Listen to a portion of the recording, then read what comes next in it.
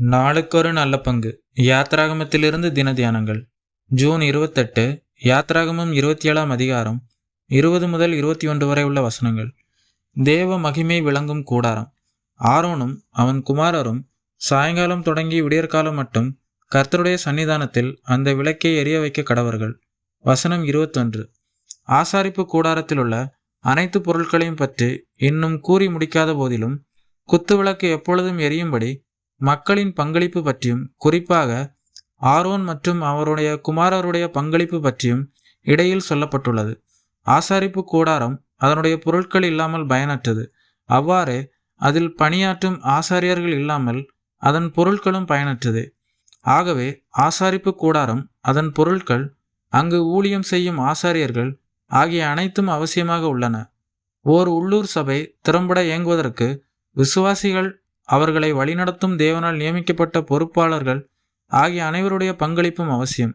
இவற்றில் யாதொன்றும் குறைவுபட்டாலோ அல்லது செயல்படாவிட்டாலோ தேவன் மகிழ்ச்சியோடு வாசம் பண்ணுகிற ஸ்தலமாக சபை திகழ முடியாது. அவருடைய நோக்கத்தை பூமியில் நிறைவேற்றவும் இயலாது. இந்த ஒழுங்கும் முறையும் மறையில் மோசேக்கு காண்பிக்கப்பட்ட மாதிரியின்படியே எழுதப்பட்டுள்ளது. ஆகவே நம்மை குறித்தும் சபையை குறித்தும் வேதாகமத்தில் சொல்லப்பட்ட மாதிரியின்படியே இருக்க வேண்டும். இவற்றை மாற்றி அமைப்பதற்கோ அதில் திருத்தம் செய்வதற்கோ நமக்கு உரிமை இல்லை. தேவனுடைய வீட்டில் நடக்க வேண்டிய வகை என்ற தேவ ஆவியானவரால் நியமிக்கப்பட்ட யாதொன்றையும் விட்டுவிடாதிருப்பது மிக அவசியம். குத்துவிளக்கின் ஒளி நிரந்தரமாக எரிந்து கொண்டிருப்பதற்கான ஏற்பாடு மற்றும் ஆசாரியத்துவ ஊழியம் ஆகிய இரண்டும் முக்கியத்துவம் வாய்ந்தவை. அதாவது கர்த்தருக்கு முன்பாக வெளிச்சம் பிரகாசித்தல் மற்றும் மக்களின் நலனுக்கான சேவை இரண்டும் இணைந்து பயணிக்க வேண்டும். முதலாவது கர்த்தருடைய விருப்பம், அடுத்தது நமக்கான தேவை. சிருஷ்டிப்பின் வரிசையில் முதலாவது வெளிச்சம், பிற்பாடு மக்களுக்கான செயல்கள். தேவ வெளிச்சத்தின் ஒளியிலே நாமும் வெளிச்சம் பெறுகிறோம். மேலும் ஆரோனும் அவனுடைய குமாரரும் நம்முடைய உண்மையான பிரதான ஆசாரியராகிய கிறிஸ்துவை பிரதிபலிக்கிறார்கள். இவர்களுடைய முறைமை ஒளிந்துவிட்டது.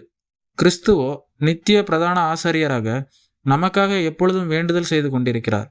சாயங்காலம் தொடங்கி விடியற்காலம் மட்டும் என்ற வார்த்தைகள் இந்த உலகம் இருளில் மூழ்கியிருக்கும் தற்போதைய காலகட்டத்தை நமக்கு நினைவூட்டுகின்றன. கர்த்தராகிய இயேசு கிறிஸ்து மீண்டும் வரும் அந்த மகிமையான விடியல் தோன்றும் வரை இருண்ட இந்த உலகத்தில் திருச்சபையாகிய நாம் ஒளியாக பிரகாசிக்க வேண்டும் என்பதே தேவனுடைய சித்தமாக இருக்கிறது.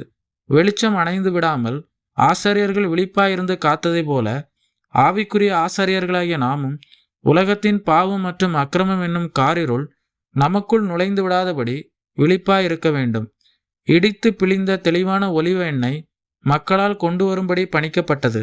விசுவாசிகள் பரிசுத்த ஆவியானவரின் மூலமாக செய்யப்படும் ஊழியமே தேவனுக்கு ஏற்றவையாக உள்ளன. மேலும் மக்களின் ஆர்வமும் இங்கே அவசியமாக உள்ளது. பரிசுத்த ஆவியை நிரந்தரமாய் பெற்றிருக்க விசுவாசிகளாகிய நாம் தேவனுடைய மகிமை பிரகாசிக்கும்படி நம்முடைய மனப்பூர்வமான பங்களிப்பை ஆர்வத்துடன் செலுத்த வேண்டும். அப்பொழுது தேவனும் மகிமைப்படுவார், சபையும் வெளிச்சம் கொடுக்கும்.